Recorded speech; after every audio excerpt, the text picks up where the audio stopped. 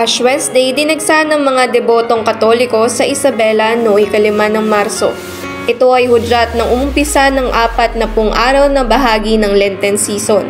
Sa mga pinuno ng Romanong Katoliko, nagpalagay ng mga ashes sa noo ang mga deboto bilang tanda ng umpisa ng pagtitika. Raw ay tanda ng pagsisisi at pag-amin sa mga nagawang kasalanan. Karaniwang ginagawa ito ng mga pari sa loob ng simbahan para sa mga deboto.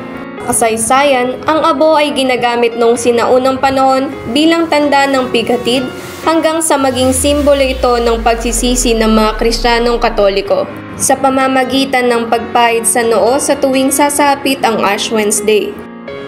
Ang tao ay nagmula sa alabok at sa alabok rin babalik. Ang krus naman na ipinapahid sa noo gamit ang abo ay tanda ng pagliligtas at walang hanggang pagmamahal ng Diyos sa mga tao.